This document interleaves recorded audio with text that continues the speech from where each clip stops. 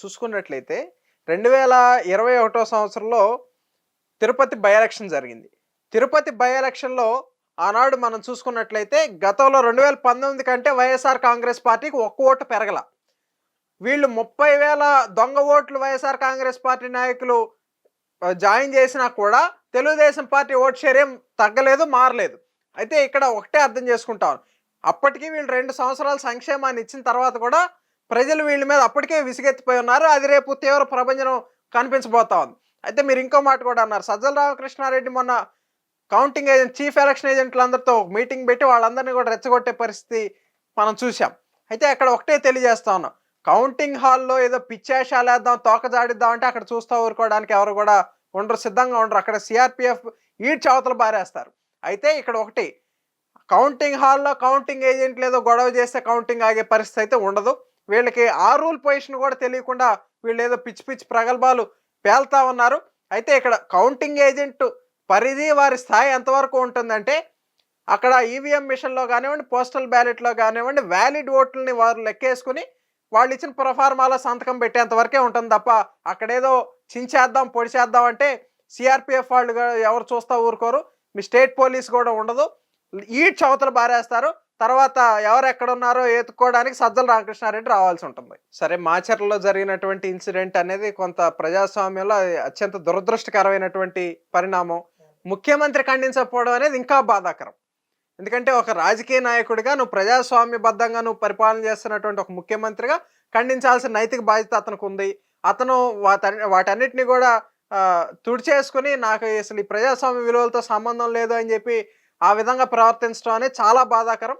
అయితే ఇక్కడ ఒక ఉదాహరణ నేను మీకు తెలియజేయదలుచుకున్నా. గతంలో 1988లో తెలుగుదేశం పార్టీకి సంబంధించిన ఒక ఎమ్మెల్యే కాంగ్రెస్ పార్టీ ఎమ్మెల్యేని హత్య చేయించాడని ఆరోపణలు వస్తే ఆనాడు ముఖ్యమంత్రిగా ఉన్నటువంటి ఎన్టీ రామారావు గారు ఆయన తక్షణమే స్పందించి ఇది మంచి పద్ధతి కాదు, ఇది కేవలం ఆరోపణల దశలో ఉండగానే తెలుగుదేశం పార్టీ ఎమ్మెల్యేని 24 గంటల్లోపు నువ్వు లొంగిపో అని ఆదేశిస్తే ఆ ఎమ్మెల్యే లొంగిపోయినటువంటి పరిస్థితి ఉంది.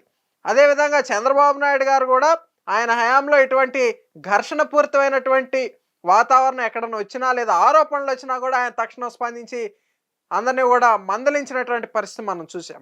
ఇక్కడ జగన్మోహన్ రెడ్డి దగ్గర అతని బ్యాచ్లో అతని స్కూల్లో వీటికి ప్రజాస్వామ్య విలువలకి ఎప్పుడో కాలం చెల్లింది. ప్రజలందరూ కూడా వాటిని క్షుణ్ణంగా గమనిస్తూ ఉన్నారు.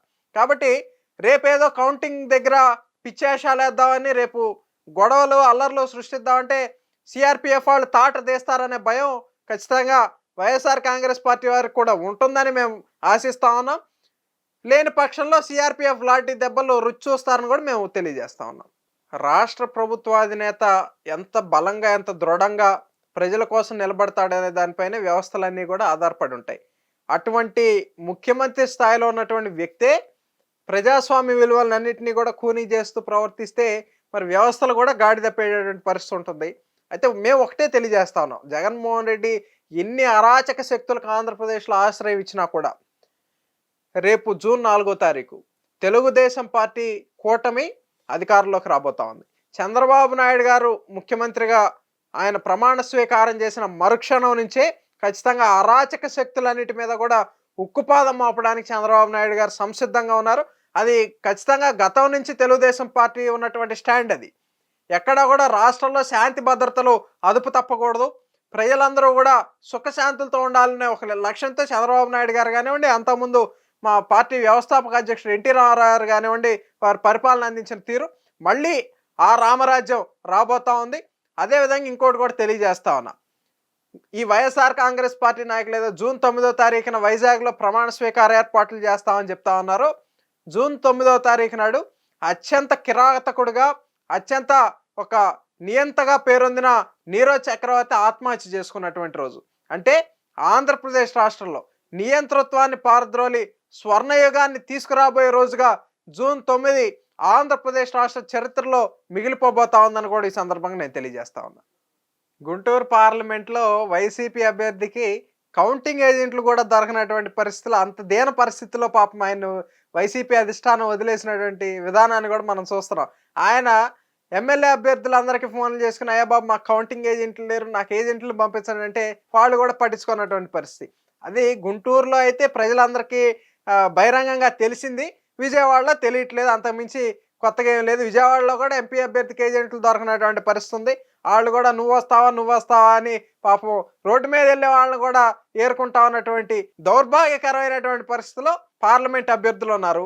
కాబట్టి ముందు అక్కడ గొడవలు చేద్దామా? ఇంకోటి చేద్దామా? అనే పిచ్చి పిచ్చి ఆలోచనలు మానేసి ముందు మీ అభ్యర్థులకి సరైన ఏజెంట్‌లు పెట్టుకోవయ్యా అని కూడా ఈ సజ్జల రామకృష్ణారెడ్డి తెలియజేస్తా ఉన్నా.